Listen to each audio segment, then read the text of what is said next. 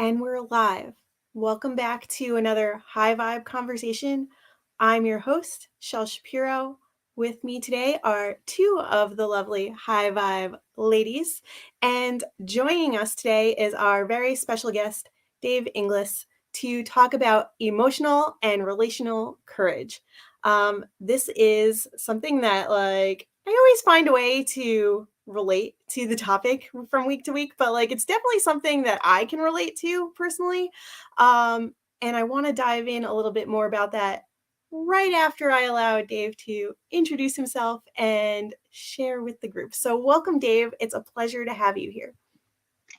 Oh, so fun to be here. I'm excited to spend the next bit of time chatting with the three of you about a conversation that we don't have enough of. So thanks for creating the space. So, let's dive right in to the topic at hand.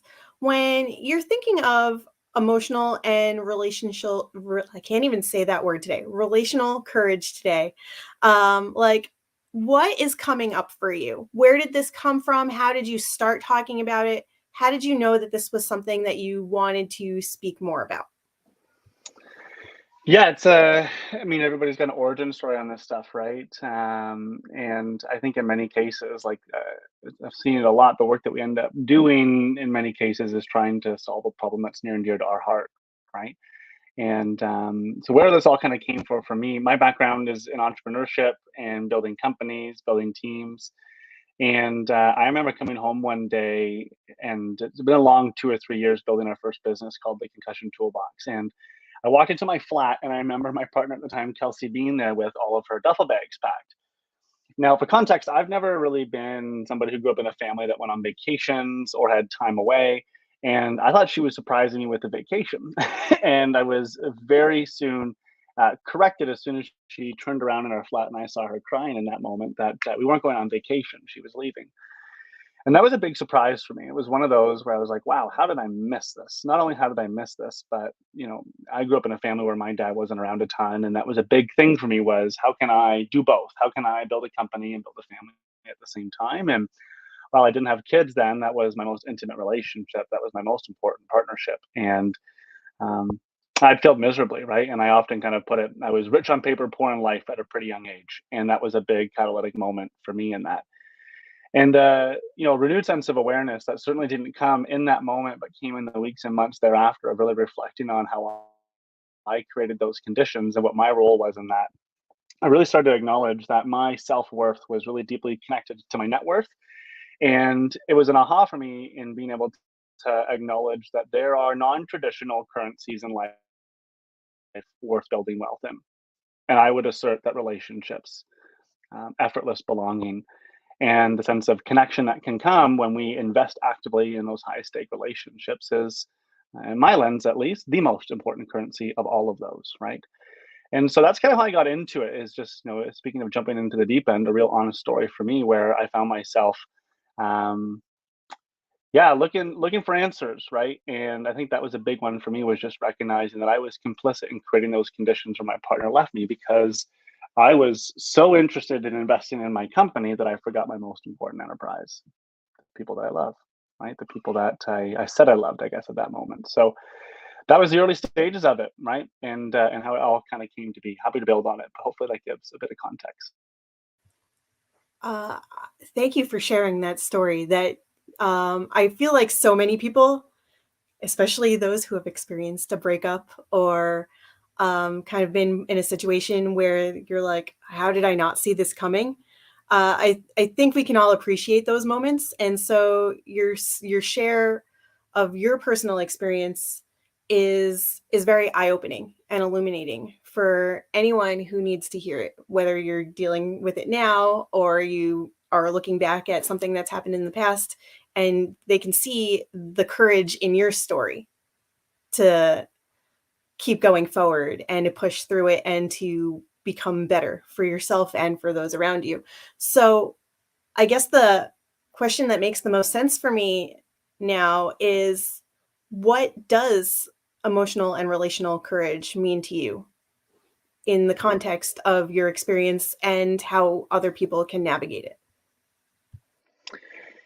Yeah, I mean, The simple answer to your question, like what emotional and relationship courage really means is having the capacity to be able to first be attuned to what's true for you, and secondly, be able to speak to that, right? And be able to build the skills to be able to do that with grace, to be able to do it with compassion, and in a way where you're standing up for three people. You're standing up for yourself in that way. You're also standing up for the person that you're speaking with, and that third person is the collective partnership that exists.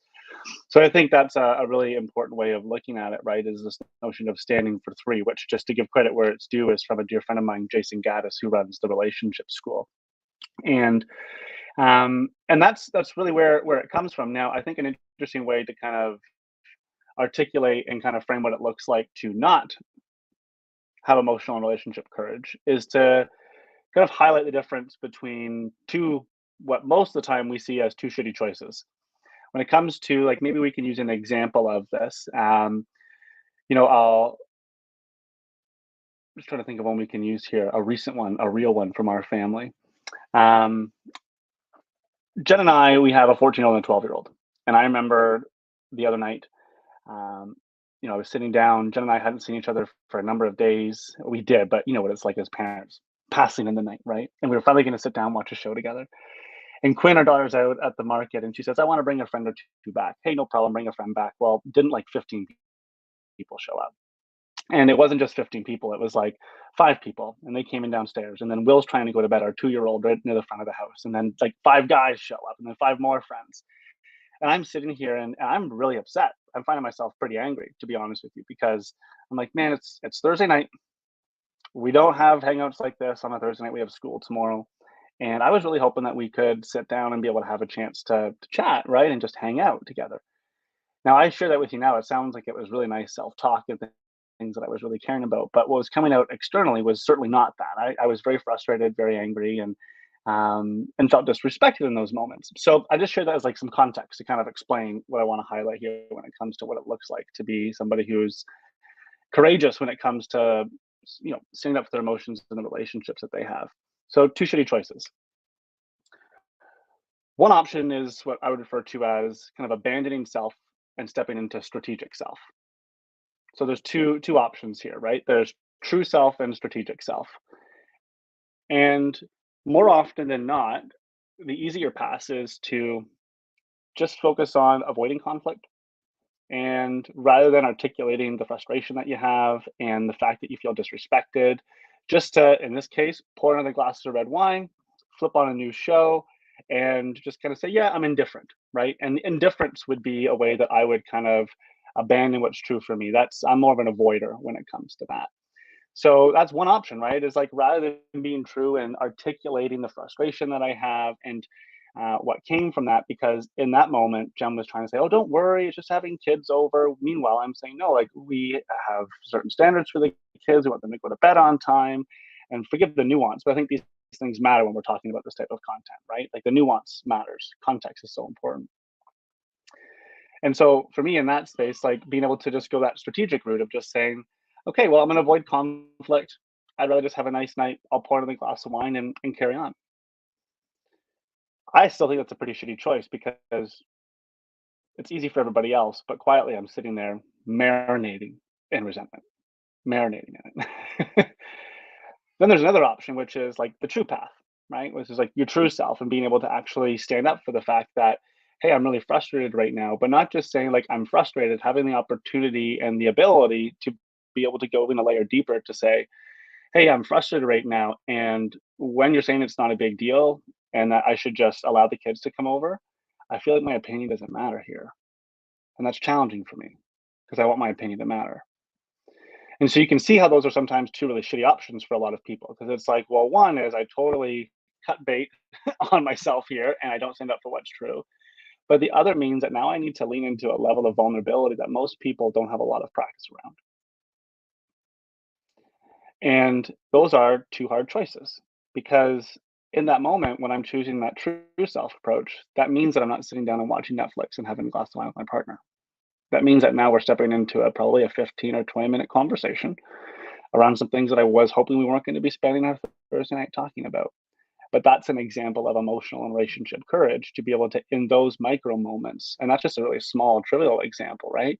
of being able to be attuned to first what's going on, and secondly, being able to have the capacity to be able to have a conversation in that where we can stand up for ourselves, stand up for our partners, and ultimately through that conflict, build a much stronger relationship. Is that helpful, Shell? Does that give you a bit of like perspective on my thinking around that? Oh yeah. And I know you called it trivial, but I think it's anything but trivial because it's so relatable. Those are those micro moments, the everyday things that so many people just gloss over and like bury under the rug. And when we bring them to the forefront, they're not trivial because those things can keep happening if we don't address them. And they add up and they seem normal to a lot of people because they write them off as being trivial. And so I know that's not you saying trivial in a way to write it off, but I don't want other people to do that either because they're not trivial. They're really important micro moments in the grand scheme of things. So I love your example. Even if it's something that just happened for you, like it's still fresh in your mind, that's what makes it even more relatable. And I appreciate your courage and your vulnerability to share that story with us. So yes, that absolutely answers my question. Thank you. I just know that Stina's got something to add to this, so I'm gonna jump to her now, if that's okay with you, Stina. Yes, I was like jotting down a couple of things. I just loved the words effortless belonging. I wrote that down and I just wanted to like highlight those words because that just resonated with me, that feeling of effortless belonging. And also the idea of there being three in a partnership or a pair. My partner and I call that 1 + 1 = 3. Like that's just our thing. We're just like 1 + 1 = 3. And we have this like category of conversations we have where we call it relationship math. We have all of these theories and ideas about like the interplay between two people and in relationships, how things work out. So it's just always cool to like hear those ideas like pop up somewhere else where like Dave and I haven't talked about that. I don't know his friend that talks about that, but what that means to me is that like that's something that's so true that if you just experience things in a really authentic way, you come to these conclusions about relationships that excuse me, when you're in relationship with someone, there is this third entity, this third thing, this third experience. Um, and I just loved what you were saying, Dave, about the two choices. So this morning I was reflecting on an experience that I had with my kids and asking myself about applying courage in this situation. So I asked my kiddo if I could share this story today actually because it felt very like intimate to their experience. There was a couple weeks ago, we were stuck at home, like snowstorm, then snow days, then, just more sick. And it was like a whole week where we're all just in my house and such close quarters. Like it's just, and everybody had normal energy levels. So everybody was sick, but energized and stuck inside. And my two kids just were having one of those moments over like washing the dishes or something where there's just that like headbutting and frustration, and there's a 2-year age gap, which is like that perfect age gap between the 12-year-old and like the 9-year-old, where the power dynamics are just so that he feels authoritative, and he has that big brother, oldest kid. Like, I mean, I'm an oldest. It's just the classic sibling dynamic. But my 9-year-old is like, loves her brother, loves him and wants to play with him, wants to do Legos with him, wants to go outside, wants to go to the park, all of those things. And he's pulling away a little bit more. And so there's just always that tension. And it really came to a head and really upset my youngest. And I pulled her away and I said, I started to ask like how she was feeling and what was going on for them. And we ended up having like a 2-hour conversation about this that concluded in them deciding they were going to make a planner journal in Canva to like organize their thoughts and emotions, which is just amazing. Um, but the real like visceral experience was that there was this heaviness in her chest, this weight that she could feel in her body. And I asked her what color it was. She told me it was black. I asked her where it was, and she said it was like in her chest and like spreading out, from there. And it felt like her brother was taking her voice, and that she couldn't, like, she was feeling so helpless. Like there's nothing I can say that seems to work. There's nothing I can do that seems to like change the course of things. And just like grasping for some power in that situation. And so fast forward to a couple of days ago, I'm having a conversation with my partner, just kind of loudly in the living area, about abortion and just like ranting about choice and people's body rights and all of this stuff. And my 9-year-old comes in and says, "Mom, could you not talk about that? Because I just feel really scared about abortion."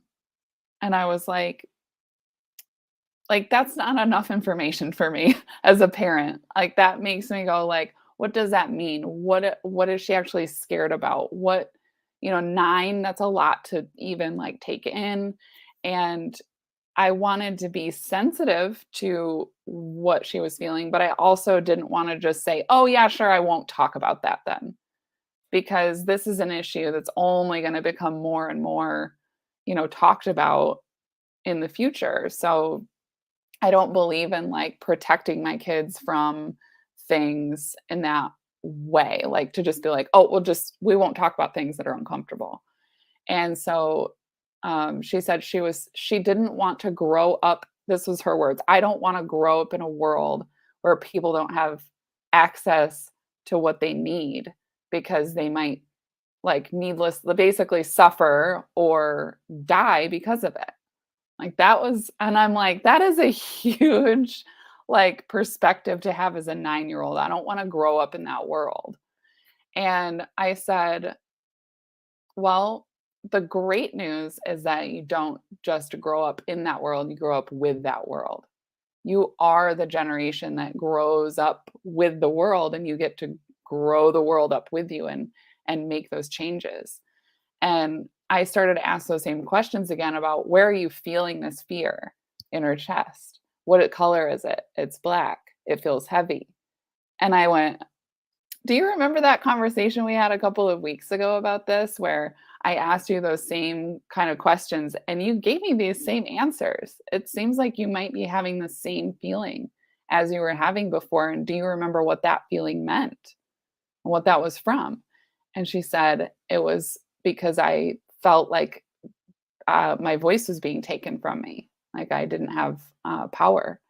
And I said, "You have a powerful voice, and you might have something to say about this issue that you feel really passionately about."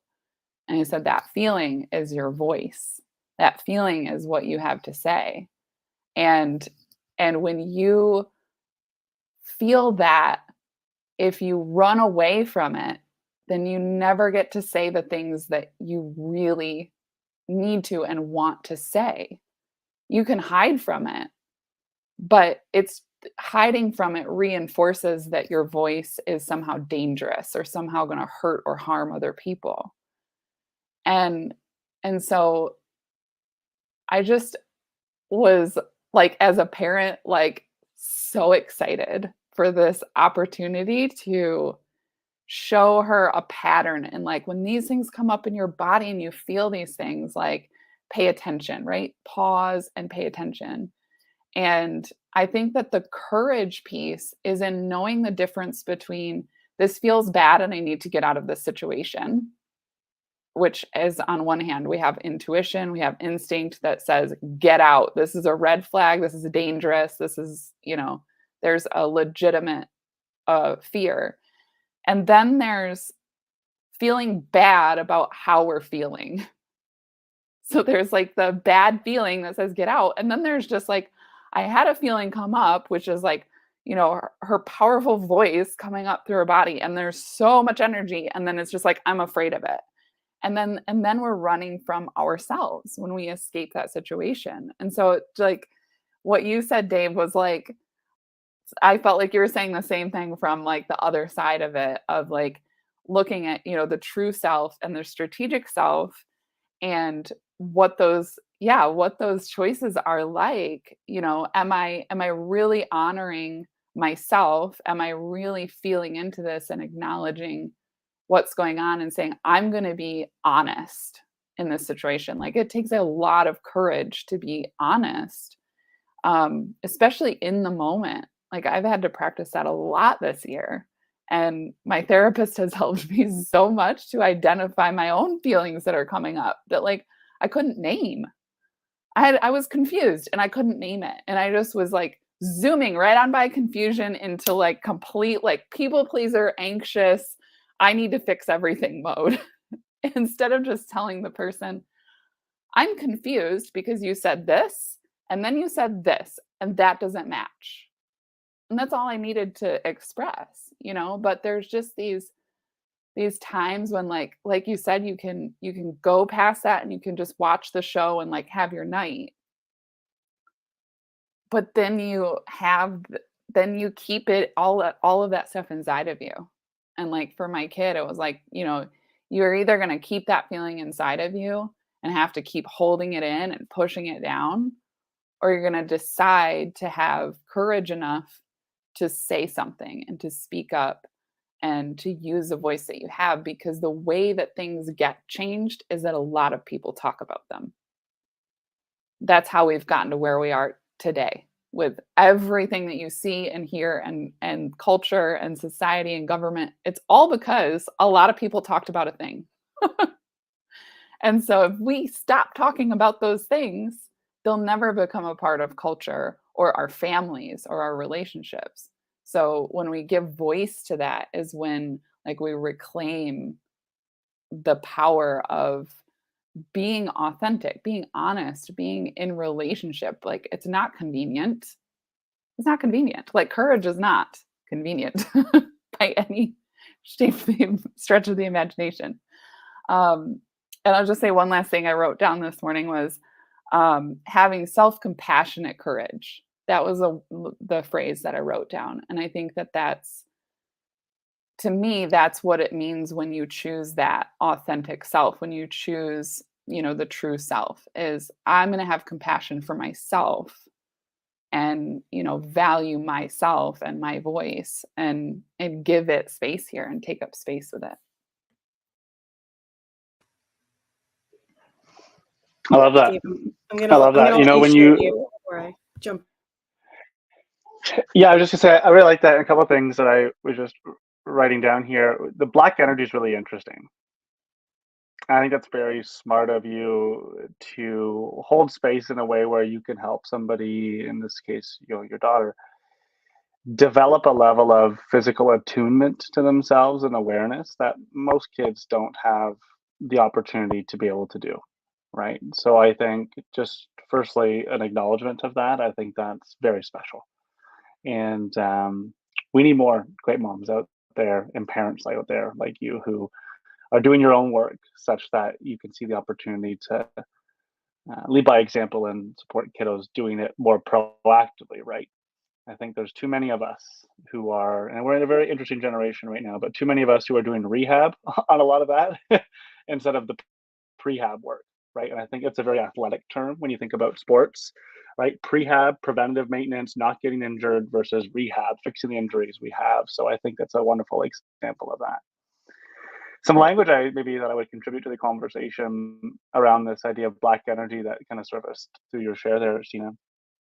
I have a dear friend of mine, Rand, who I've known for years, and we were talking a lot about speaking your truth and being courageous. And he put it quite directly to me, and his words, not mine. He said, why don't you just fucking walk down Main Street here? Like, why do you keep walking in the shadows of the town?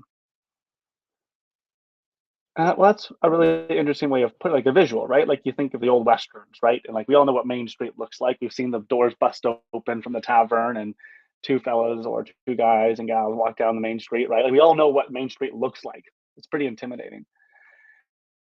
But I think that's in many cases the invitation with this is like, why don't we walk down Main Street and stop hiding the shadows how we're feeling in these types of moments? And well, that kind of came full circle for me, and this is top of mind because I just got back from here about 4 days ago. I was on Vancouver Island with a wonderful friend of mine, Daniel, who's a shaman there, and we were doing some really interesting work together. And I'll keep it short, but he came out with a piece of paper, and this was 3 years ago, and I saw him just this past weekend for the first time since then. And he says, I've been asked to give you this piece of paper. And it was the little sketch that he had this piece of paper with the title, and it said Truth Walking. And I was like, I've never heard of that concept before. Like, what's truth walking? And he said, I don't know. It's not for me to tell you. I've just been asked to provide this to you. And so, truth walking, I think when it comes to like walking down Main Street, right? I'm just kind of pulling this full circle. That's what walking down Main Street is. It's choosing to speak your truth, even when it's difficult and you're shaking. Right. And I think that's a really important skill that we ought to continue to develop. And, your story just made me think a lot about this, Tina, and that I think you're doing exactly that. And the reality is, each of us, it's work that you can't do. It's not like you do that and it's behind you. We're constantly needing to do this work, right? But truth walking is some nomenclature or some language that when it comes to having emotional and relational courage, I often share with a lot of our clients in our community as a way of building language around that. Truth walking right now, like what would it look like for us to get out of the shadow here and just walk right down Main Street?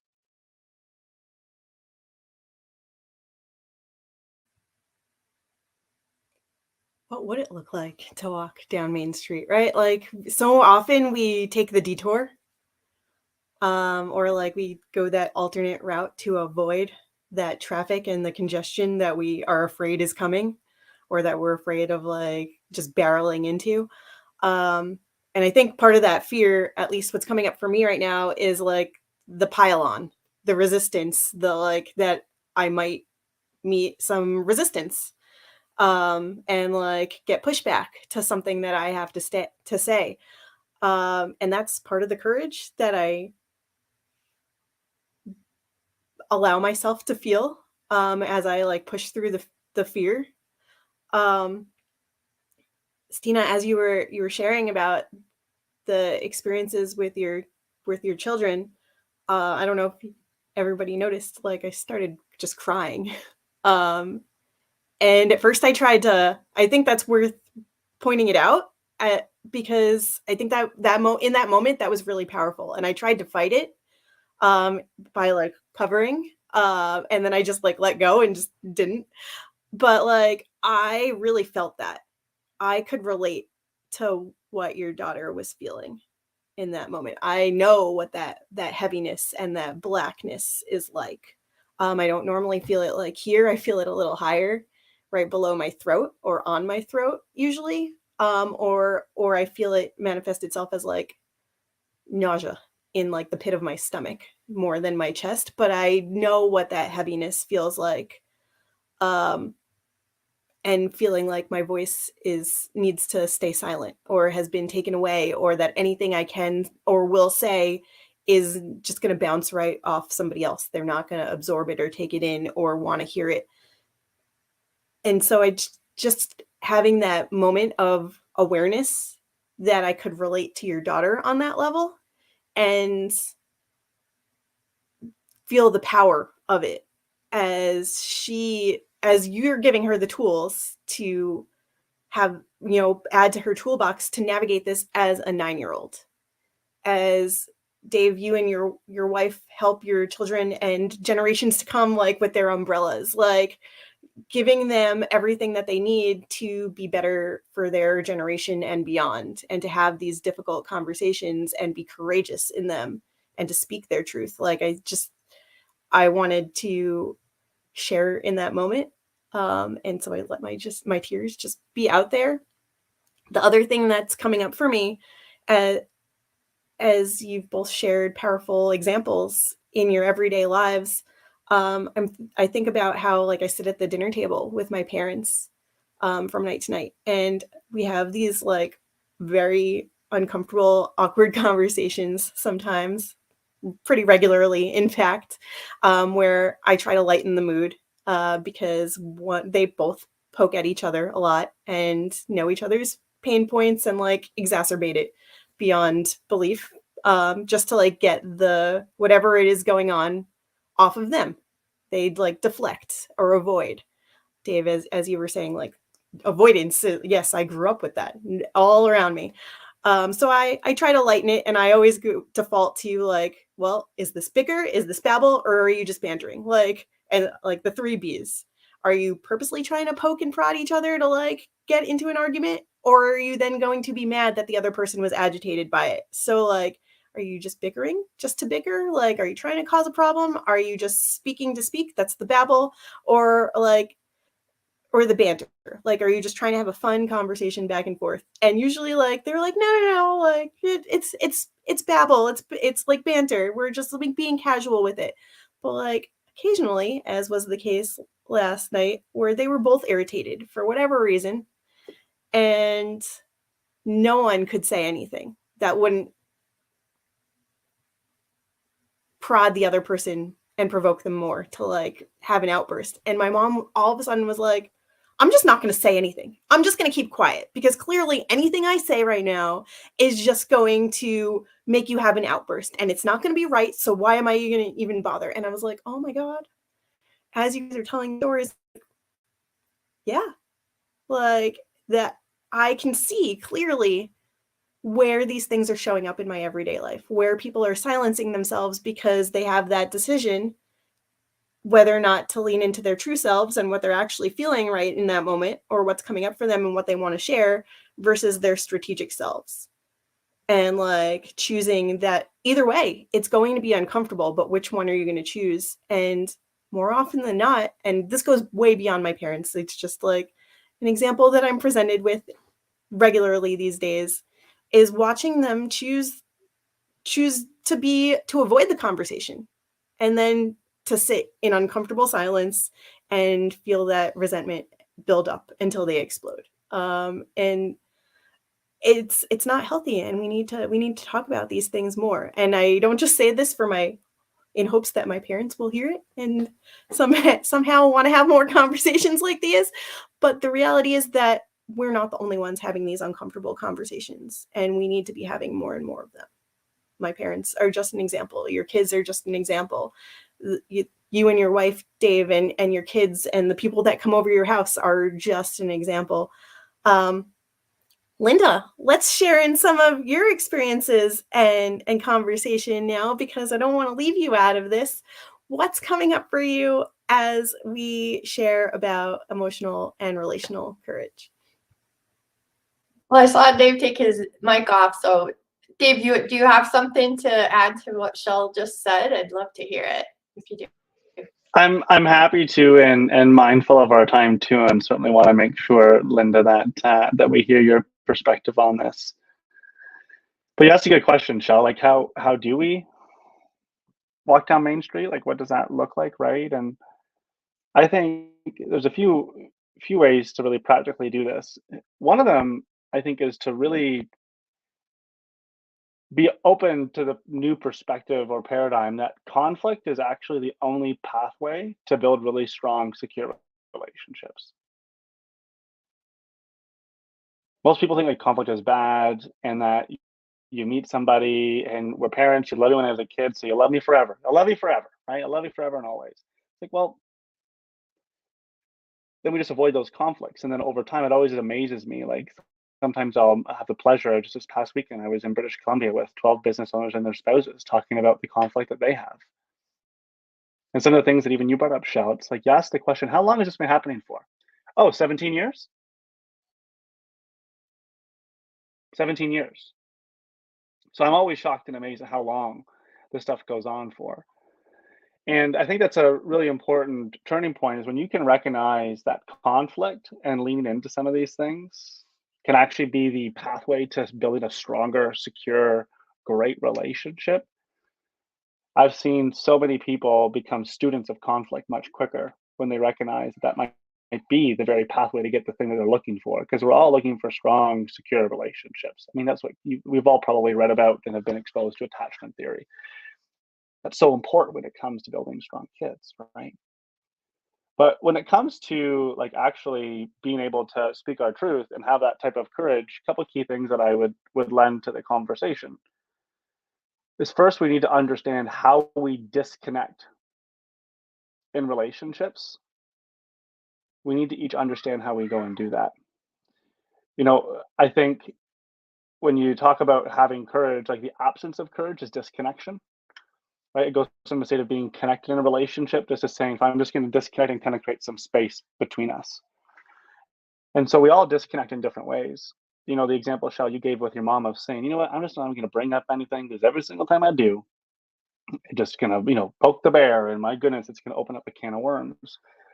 That's an example of somebody collapsing, right? And generally, there's 4 different ways we disconnect. One of them is collapsing. We just assume full responsibility for it. I'm the one who always starts this. It's my fault, right? I'm just not going to go and participate anymore. That's a way we disconnect in that relationship. It's hard to be courageous when we're not feeling connected, right? And secure. Another way of doing that is avoiding, like quintessential avoider here. I think there's a lot of people who can think about avoiders in their life. And then there's 2 others that I think are important things to understand, because I think for some of us who are listening, we're listening from a place of how do I become more courageous? And I think other people, like Stina, the example you gave, you're looking at this through the lens of how do I create space for other people to be more courageous with me, which is really special. So I'm sharing this from the lens of like, I want everybody to understand this so that you can spot when somebody's disconnecting. So that way you can pull them in just like you did, Stina. So the 2 others that I find are sometimes misunderstood, because avoiding is a pretty obvious one. Collapsing, it's pretty predominant too. But posturing is another one. I like to describe this as kind of like the prickly porcupine. And Shell, that might kind of be like your dad a little bit. Typically, collapsers and postures they tend to find each other really well. Where you got somebody who's a little bit more like a porcupine, right? They stand up, they dig their heels, and they lean in. They get rather aggressive, and that's just a form of them actually disconnecting. And I think that's a really important way to look at sometimes that conflict, when it's like, gosh, I'm going to, create a conflict by bringing this up, or I'm worried about this, is recognize when you're having these conversations with people who are important in your life, it's important that you understand how they disconnect, so that when you speak courageously and they do posture, you recognize it's not you, it's a pattern and a behavior that they've learned over time, and that you would do the exact same thing if you had all the same collective experiences that they do, which you don't. So posturing is a really important one. That's helped me big time, especially in difficult conversations. That's typically in the context of work for me, where I have people getting rather aggressive. That's just you disconnecting right now, which means that this is a signal and invitation that I can hold a better space and be a little more curious to help you feel fully understood in this moment, as a way for us to be able to create an environment where I can be more courageous too with you. And then the last one is seeking, right? Seeking, and it's, I gave the porcupine example a moment ago. Seeking is kind of like the golden retriever. It's like when you're starting to have conversations or you're trying to share something that's challenging for you and you're being courageous. Seeking is when somebody gets very anxious and they want to have all their questions answered right now. They have a lot of questions. It's like, no, are you okay? What's going on? And they start leaning in and being a little more inquisitive. Those 4 are all different ways that we disconnect, right? But how do you reconnect? That's the important question out of all of this, because when we reconnect, then we can be courageous, right? As parents, as team leaders, as community members, like it's imperative that we understand like interpersonal intelligence and how we can create environments where people can reconnect. And the simple way of doing that is listening until the other person feels fully understood. So in the example, Shell, that you gave with your parents, right? Racketing back and forth. See this all the time. Like they might as well just be playing tennis. I say this, you say that. I say this, you say that. I say this, you say back and forth, back and forth, back and forth. It doesn't really get anywhere, because both people are so full with their own vantage points. And I would say that often when we're in conversation and conflict like that, I actually, instead of calling it a vantage point, I like calling it an advantage point. right? Because you have an advantage. You're trying to look for things in that conversation that give you an advantage or are reinforcing why your perspective is correct in those moments.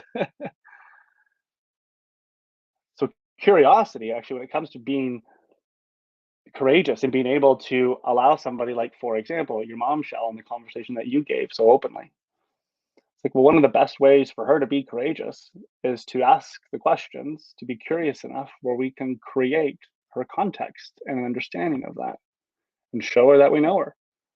And until you push that button, show me that you know me on somebody else, it's going to be so hard for them to be courageous. And so again, I'm speaking to this a little bit more through the lens of Stina sharing her story and holding space for others, right? But you, with your parents, like, how do you help them? You help them by elongating your curiosity enough so that you're creating their context, not giving context, not saying, you guys have been bickering about this every single dinner. I'm sick and tired of this. Say, like, how long has this been happening? Do you guys have dinner like this all the time? And asking questions to be able to create their context where both are right at the end of the day. Both have different advantage points that they see that. Why can't both be true? And by slowing down that conversation, much like Stina did with her own little one, that's where we can get to a spot where we have enough curiosity in that conversation where asking somebody to be courageous enough to speak their truth or to take a different action, that just becomes a next step, right? But I think that's the mistake that we often make, is that we're like, how do I help somebody be courageous? You help them by making sure they feel fully understood first before they go and do something. And you help them understand that it makes sense that they're maybe not courageous right now based on all the things that they've been through. Like, don't focus on courage, focus on creating context through curiosity. Do you see the difference there and being able to approach that with people who are struggling or in those different moments? So, anyway, thanks, Linda, for being so patient. But I thought I would just speak to this idea of disconnecting as a symptom sometime of somebody who is struggling to be courageous, and the importance of having fluency as people who care a lot about this to really understand what that looks like. So when we see people like that, we can start asking better questions to make sure they feel fully understood, to create a foundation where courage is even possible. You're bringing such an important work to the world. It's just beautiful. So thank you so much for that extra share.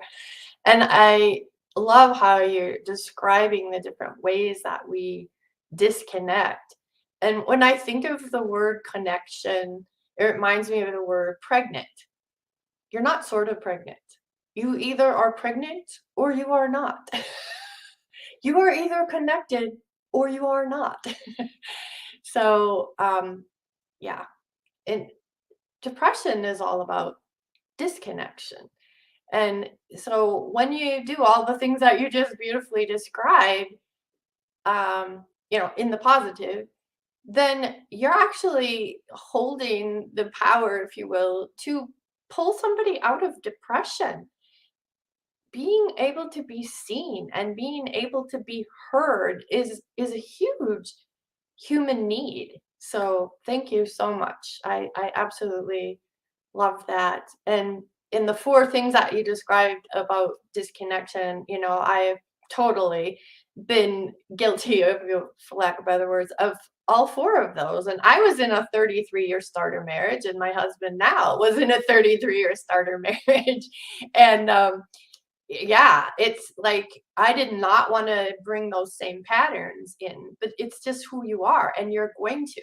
And, so for me, this is a quick story. We in my first marriage, we had gone to a marriage retreat, and you wrote letters to each other, a letter each day, and in the evening you swapped notebooks and you read each other's letters. And I hung on to that notebook when I came into this marriage because I didn't want to create the same patterns. And I had Stina read it, and when I was doing my memoir, and I didn't know what to pick, so I just typed up all the damn letters. And I go, which one should I just leave out? She goes, none. I'm like, what? Like, Stina would be the one to, like, trim things down. And she's like, none of them. And I'm like, why? Isn't that boring? No. And it wasn't just Stina that said the exact same thing, too. It was really interesting. No, because, like, that's who you were, and that's not who you are now. And so it's just really interesting for us to, like, kind of progress with you or whatever. So it's like, yeah. So telling our stories um, is what connects us collectively and helps to make us feel sane in this interesting world. So again, for being so vulnerable and sharing from even your very freshest experiences, that is always so powerful. And it takes a lot of courage. So thank you for your emotional courage today, Dave. It's my pleasure. I appreciate you bringing up to the topic around like depression and anxiety, right? Yeah, and it's an oversimplification of it, but I feel like it does highlight um, an invitation for anybody who is struggling to perhaps lean in and I kind of illustrated the two choices earlier: true self, strategic self. The gap there is where depression and anxiety lives. The more that you're deviating away from your true self in those moments, and again, an oversimplification of this, like depression, anxiety, and that burden that we feel when we do the work to come back home to our true self. I've often seen that when we're able to develop the skills and have the opportunities to deliberately practice being courageous in our relationships and in our high stakes relationships and opportunities there, inevitably it's amazing how the progress that we see there seems to be highly correlated with progress on those fronts too: the depression, the anxiety. And I mentioned the notion of effortless belonging earlier. It's probably first understood in the context of hanging out with the three of you. Like, I would describe this as effortless for me because you create an environment where it can be so. But think about that concept personally when you're alone. Effortless belonging on your own. Can you hang out on your own? What's that like? Are you able to sit with and be with what's true for you? And to Stina's astute comment earlier, exercise some self compassion in that arena. So I think that is certainly when it comes to a lot of what we do, it's called strategic solitude, strategically getting away from everything to be able to listen and tune in. And I think there's a wonderful invitation there for anybody who feels like they're really spending a lot of time out in the strategic self is to, well, instead, before getting to a spot where you're looking to do double black diamonds and being really courageous in those most difficult moments that really disconnect you, create some space to come back home on your own. Create an environment where you can have effortless belonging independently and watch what happens. I love that wording, effortless belonging. My background is special education, and one of the things I learned too, is that it's like most people, even adults, don't have the developmental skill of your thoughts, my thoughts, our thoughts. And they jump right to emotional triggering instead of kind of that idea of putting it out on the table, just putting it in the middle of the table. And and sometimes, like, if they even have an opinion or know what they really want, they're afraid to put it in the middle because the other person will try to, like, either fight it or, oh, we'll go your way, and it's like, I have a right to put whatever into the middle, and you have a right to put whatever in the middle, and then together we go like this, and then I have the right to have a different opinion if I choose to, and you do too. And that is what really seems to trip up a lot of relationships. And I know we could just go on and on. So thanks again, because this has just been brilliant. Well, I love what you're sharing there, and you can tell. I just want to. Can we spend all afternoon together and hang out and chat about this? This is so good. But I think to your point, like the fear that kind of comes from that and putting those types of things out. There's a big opportunity for somebody who's trying to be courageous, if this is something you're practicing, to actually set that context as you're trying to share something that's difficult for you. Put differently, in the absence of doing that, what happens a lot of times is like me versus you, who's right? And like I said earlier, we both have our own advantage points, so we're going to see what we want to see in that situation.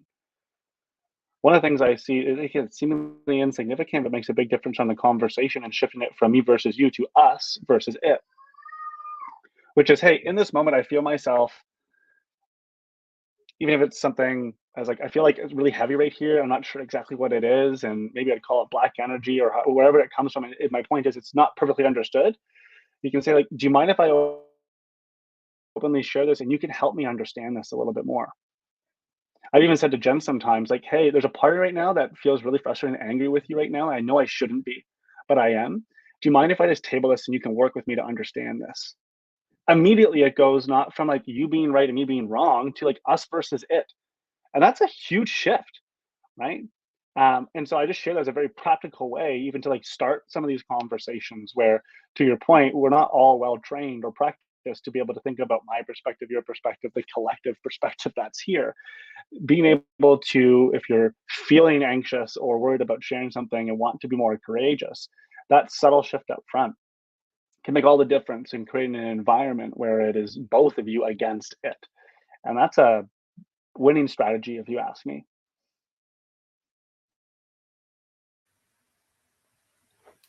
I I love that practical example of just being able to shift the conversation of like, how do we switch it from one versus the other, us against each other, to like,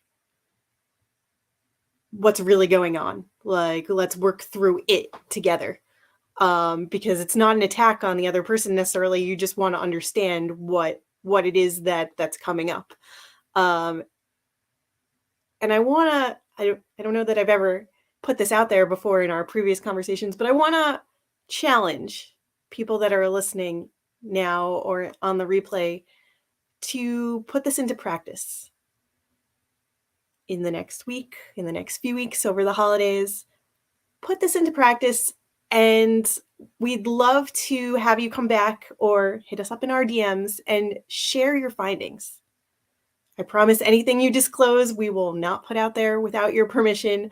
But like, these conversations are important and we need to keep having them. And so if you're constantly butting heads in a certain situation, or you feel like you're experiencing the same feelings over and over again and you're not sure why, like, challenge yourself to think about it from another perspective. And how can you bring somebody else into the conversation, put all the things on the table, and work through it together? See what's coming up for you, because we'd love to help you work through that and talk about it if that's something that you feel comfortable sharing. So, putting that challenge out there for anybody who wants to try it, give it a whirl, let us know what happens. And until then, we would love for you to connect with each of us on LinkedIn, Facebook, Instagram, YouTube, wherever you can find us. Have at it on your platform of choice, and follow for more high vibe conversations. Until next time, Dave, it's been such a pleasure chatting with you here today. I've learned some stuff. I'm going to add that to my toolbox now and try to implement it probably at tonight's dinner conversation and see what happens. I'll report back. But until that time, stay tuned, and we've got more high vibe conversations coming your way. Bye for now.